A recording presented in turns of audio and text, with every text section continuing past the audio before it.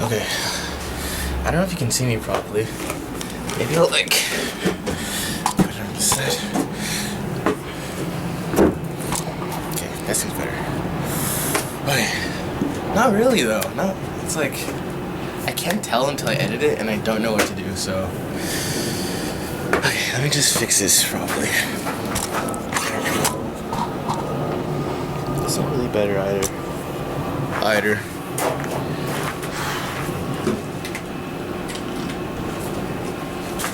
Let me like put it over here then. Maybe I'll just like chill over here. Cause then I can sit down. Hopefully it's not too bad. If it is, that's fine. Okay. Let me sit my ass down.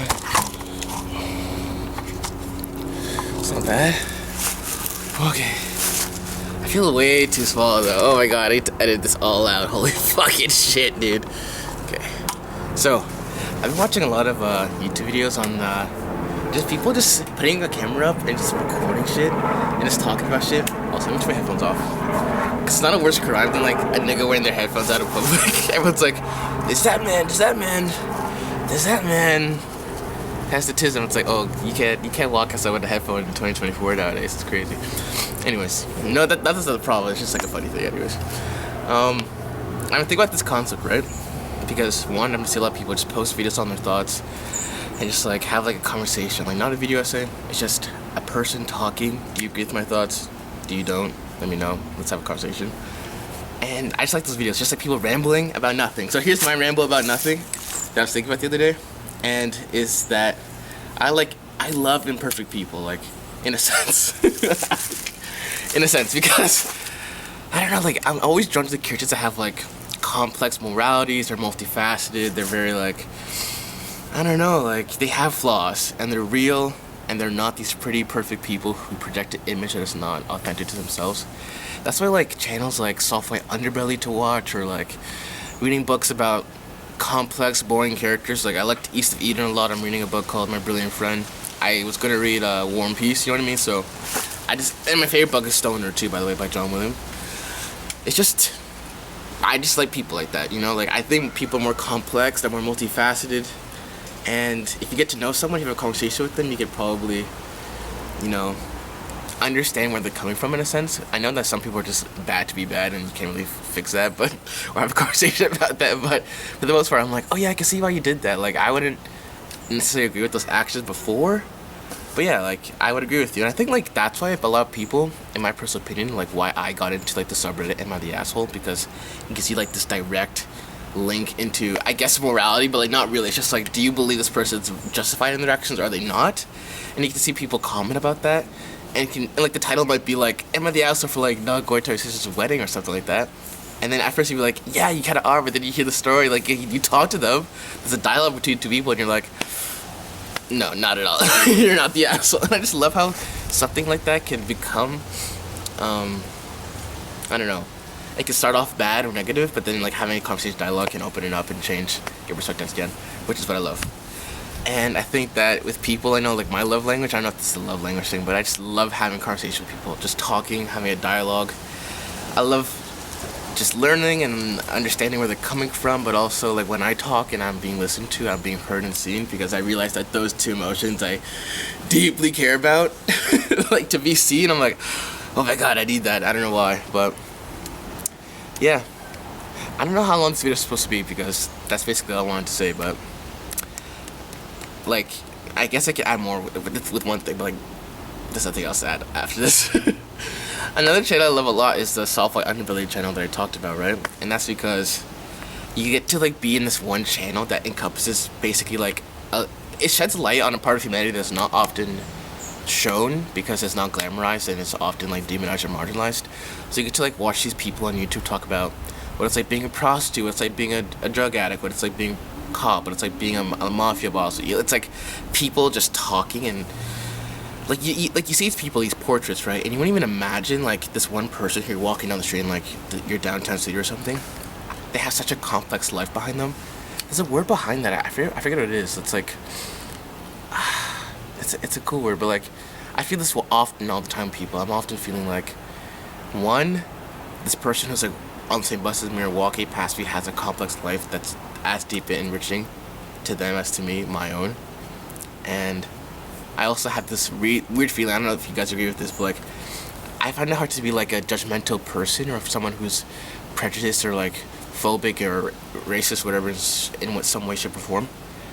Because I often feel myself that I would potentially, I could have been that person in that person's shoes if my life circumstances were different. I was born in a different body or like different country, different city, whatever. And it's not necessarily like an individual choice or action that I did to have this life of mine or be privileged in like my certain ways.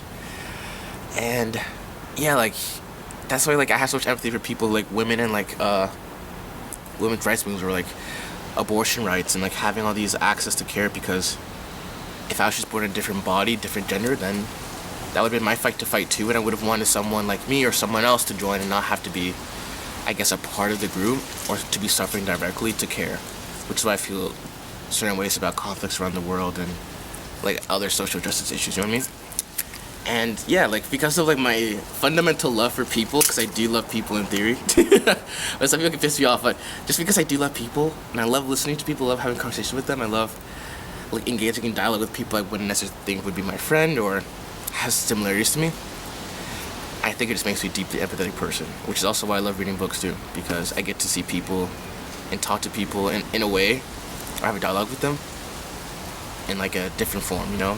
Which is why I love movies about people, books about people, boring people. One of my favorite movies of all time is The Sound of Metal. I love that movie, and it's basically like showcasing a group of people I've never known about, like the deaf community. I really had no idea about the community they had, what it's like being a coda, for example. That movie doesn't really talk about being coda, but just an example. But it's like being hearing to losing hearing, what it's like getting the cochlear implants, you know what I mean? It's like so amazing, so amazing. I don't know. Yeah, like that movie like hit me deeply because of a lot of reasons, because I listen to music all the time and have my headphones on right now because I love music. And the main character is a musician whose whole life changes because of this one like disability he gains by being like hearing impaired. And then it's like another shedding light to the disabled community too, and how being disabled can like fundamentally change your entire world in one day, in a sense, like overnight. Because not only does he lose his hearing, but like he loses his career, his sense of self, his girlfriend, because they were musicians together and they're in a band together. There's like a lot of things that this one single act kind of like took him away from the world he knew, but then also brought him into a new one that he had no idea about. Kind of like a Narnia effect, I don't know. Do you know what I mean? It's like he goes into the closet and he comes down to like this new world, like there's like this barrier, you know what I mean? And I feel like that movie shed a light, because I felt like when I first learned about like the deaf community, I just felt like being disabled or being hearing impaired would like just remove you from one world and like you don't have access to another, you know what I mean? So it's like in this limbo purgatory, like always looking on to like the able-bodied community or something. But there's a community, like there's still love and there's still joy, there's still happiness, and people are still living, you know, and that's beautiful, because like I love that movie so much, because you literally get to see like a whole community of people who are laughing, who are happy, and like they get to eat dinner around the table, which I find to be like fuck, like the dinner scenes was probably one of the most poignant scenes of the movie, because you see community, people laughing, like that's the thing I think about all the time, like they're laughing, they're smiling, they're communicating, they're just living life. And I don't know, I feel like I'm forgetting something, sorry. Like, it's one scene that I thought about when I watched the movie the first time, I'm like, oh my god, like, sign language, like, you could actually, like, eat and talk at the same time, and that's very perfectly socially normal to do, but also, like, an effective way to communicate, because you get to eat, but also talk at the same time.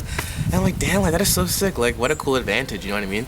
And I don't know why, like, I thought about that when I first saw that scene, but it just showed me that, like, there's pros and cons to everything, and, like, there's still, like, joy amongst whatever you're facing, right? If you just have a conversation with people, like people who are hearing impaired, like they are fully fledged human people who have lives and love and hopes and dreams, and they communicate just in a different way. And if we people, the hearing people, I guess attempted to learn ASL or any sign language, like we would also be opened up to a whole new world. And I feel the same way with like language too, because I speak French as well. But yeah, anyways, that's like a long ramble.